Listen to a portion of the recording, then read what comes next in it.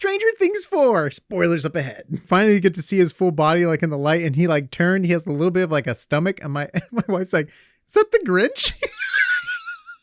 You said that or she said that? Allie said that. I started busting up. I was like, awesome. It does look like the Grinch because he has like the long hands. Because like he has like the long hands and the way he's standing and everything. Like think of like pouty, like a pouty faced Grinch. I'm like, no, I couldn't take him serious after that. I'm like, that's awesome. I'm sorry because.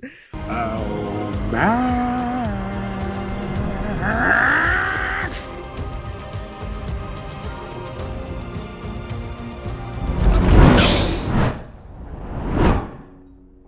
Everyone, welcome back to AsArt with Nick and John. So, we definitely talked about Stranger Things a little bit in the past.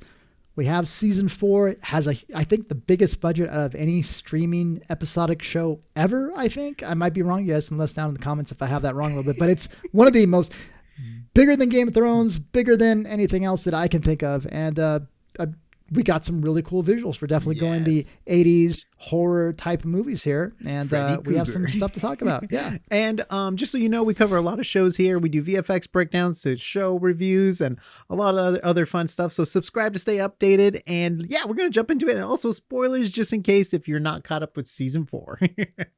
There's going to be spoilers. Okay, so we're going to talk about first the gun scene when they so obviously if you watch the show, you know what's happened. They're being held kind of hostage / being saved, by the bad guys.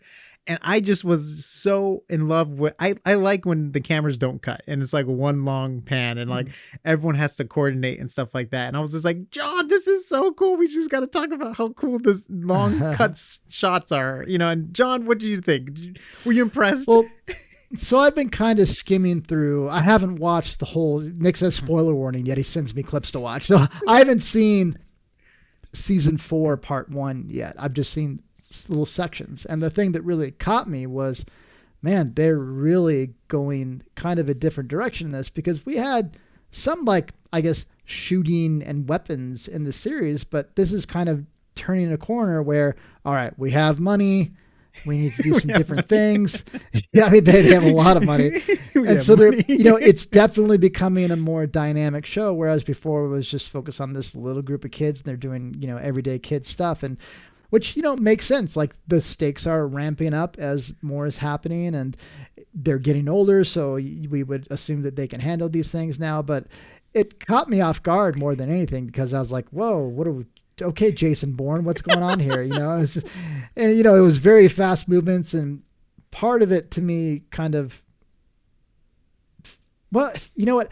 I'm used to, like I just said, Jason Bourne. Those movies cut like crazy. Sometimes you don't even know what's happening. Whereas in here, like you said, it was long takes, which is kind of fun, and moving the camera. Yeah, and I thought they did such a good job with the framing too, and the camera guys did such a good job too. Because like really, they're just going around 2 pillars, but it feels like they're going through so much more. And just like the way, and then that dude, I know he was just like a sleepy on that guy. That was like one of the best action sequences like in the whole like season, and I was just like, that guy's such a badass. Like the way he was just like boom boom. It's like I was just waiting for him to get shot, but there's like no way he's gonna survive this. This is crazy, like the onslaught. But I just thought they did such a good job, and it was hilarious because behind the scenes stories are like they had to do the shot like 3 times because the stunt people would miss their cue. It's like, oh no, reset. No. It makes you wonder about movies like 1917, where it's just, it looks like it's all one long cut. You can imagine how, I mean, there's a lot of hidden cuts that we probably as an audience don't recognize, but you can imagine how many times they had to do that to get it to work. But it works great for the story they're trying to do. And, kind of the feeling of like claustrophobia, where you don't get this pull back and really know what's going on. And here it definitely worked well. It's just interesting, like the kind of different angles they're taking on this stuff. Yeah. But I mean, we're viewing that as camera work, but just like 1917, there may be some pretty significant effects work to make those cuts that were real, make them seem like there's not cuts. And so there might be some significant things going on that, maybe as an audience we don't know about, but really, really fun. They kind of went that route. Yes. And next we're going to go straight over to Max. It's a very iconic scene where you really get to see Vecna, or Vecna, I believe is the bad guy's name, who, it was hilarious because when when I was watching with my wife. My wife loves Stranger Things, so we're binging it together. And she was like when you finally get to see his full body like in the light, and he like turned, he has a little bit of like a stomach, and my wife's like, "Is that the Grinch?" You said that, or she said that? Allie said that. I started busting up. I was like, awesome. It does look like the Grinch because he has like the long hands. Because like he has like the long hands and the way he's standing and everything. Like think of like pouty, like a pouty faced Grinch. I'm like, no, I couldn't take him serious after that. I'm like, That's awesome. I'm sorry because.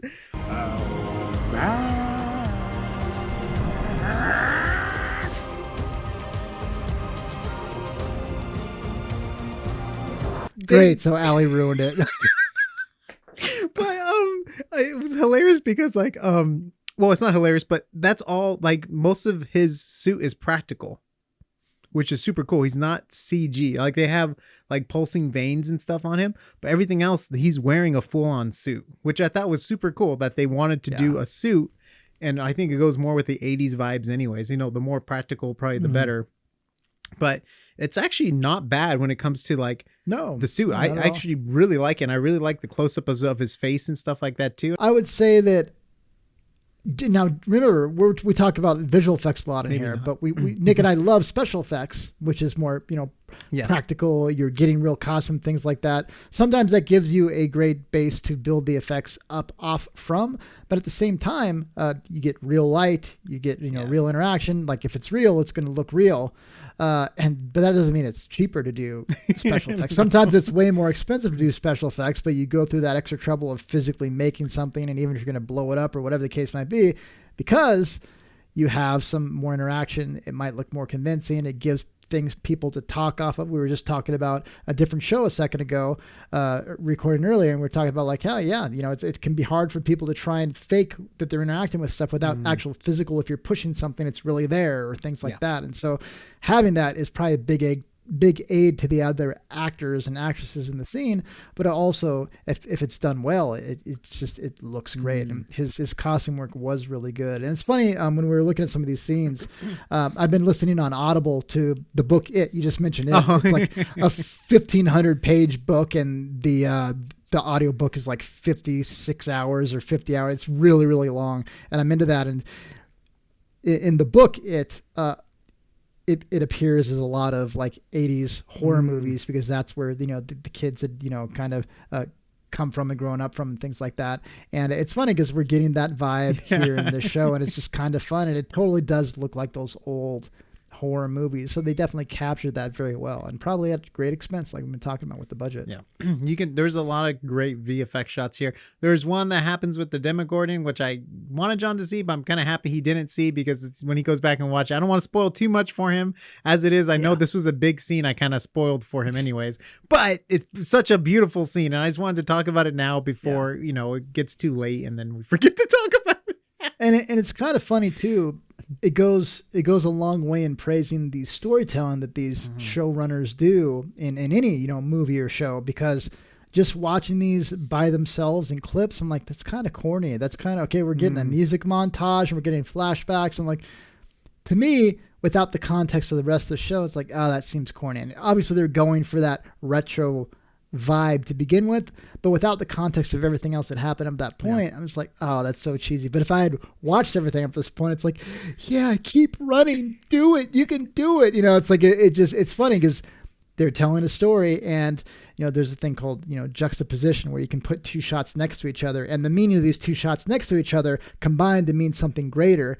And you can do the exact same thing with visual effects and special effects. It's like, you just have a shot that's special effects or visual effects based, you're like, all right, great. But unless you have these connecting shots and you have the sound and you have the music, then it becomes this great, memorable thing that really can, get you to feel some emotion and feeling. But without that by itself, it's like, okay, cool, I guess, So, but again, that goes to more credit to directors and people that are working on set and production and post-production, because they're kind of going on faith that, all right, we have our storyboards, we have our animatics, trying to plan out what it's going to look like. We know what shot is going to come before this and after this, and how it's going to go together to a scene, and these scenes are going to combine to make the movie.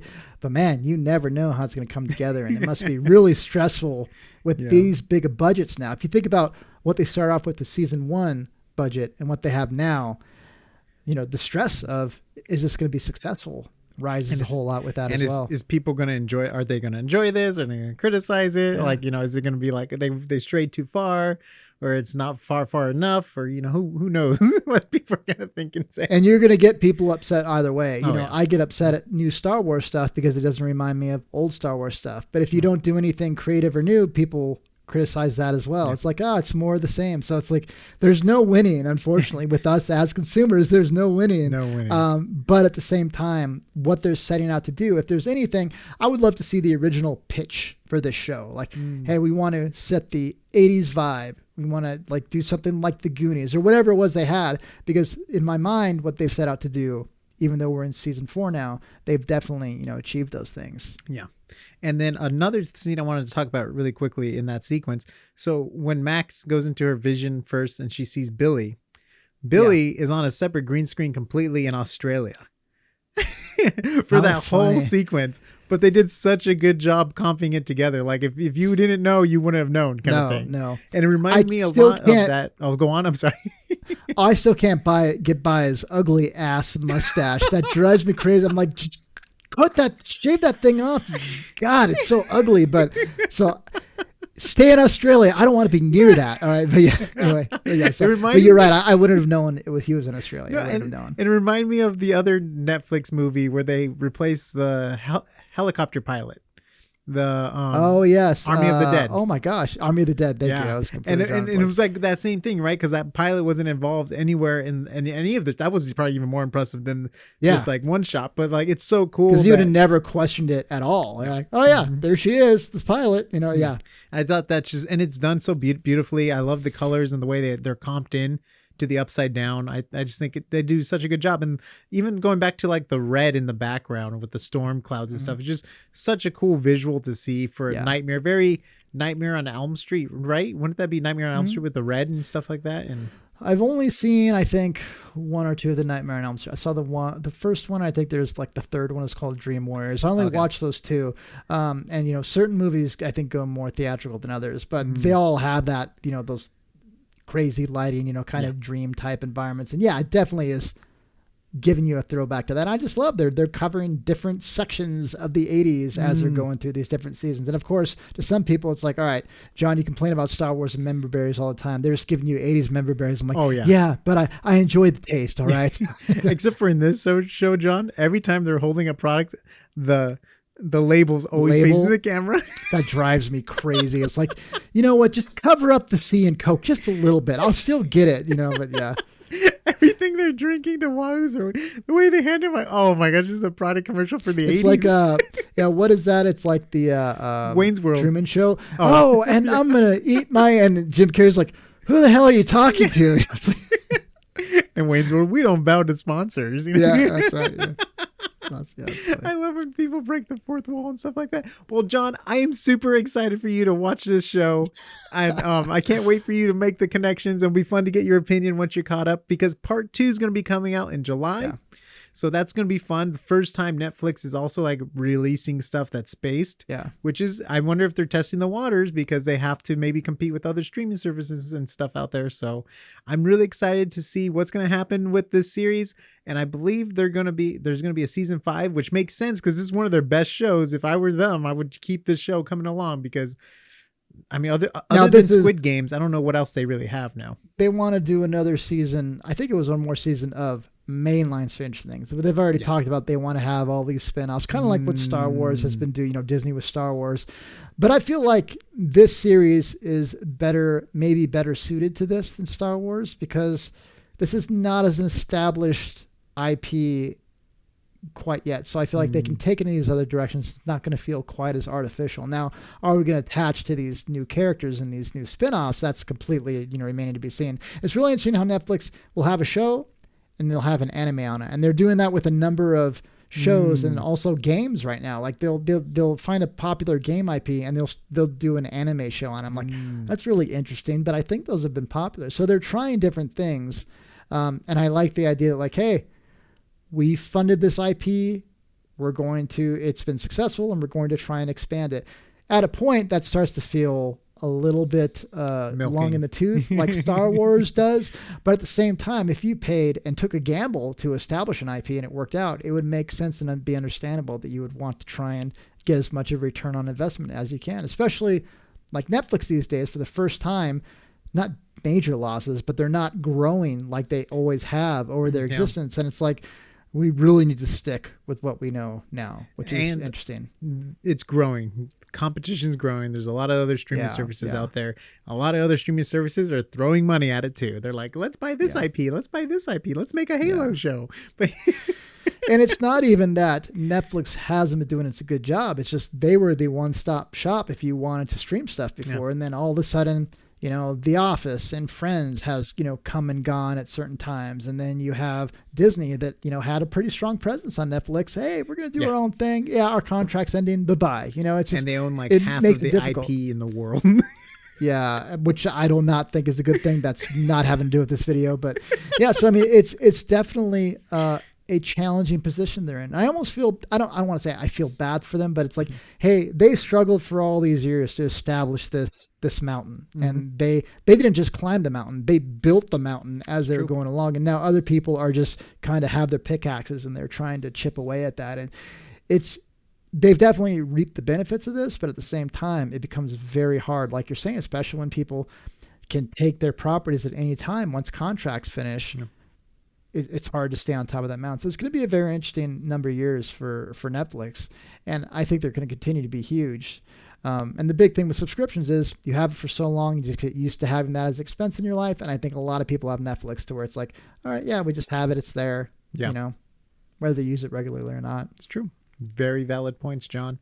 Wisest man I know, right there across from me. I'm reaching out to him. That doesn't even have anything to do with the topic we're talking about. So sorry, you guys.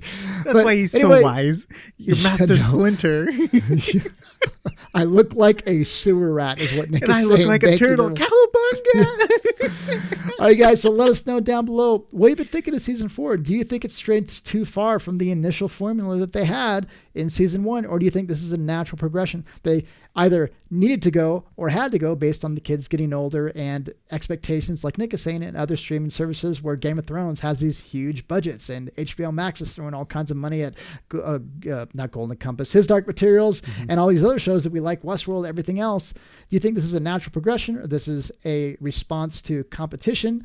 Are you excited for the spin-off material? And then where do you think this goes from here? What do you think of the visual effects and special effects so far? We'd love to hear that. Hear your thoughts on that down in the comments. Thank you very much for watching, and we'll see you in the next AsArt. 80s horror.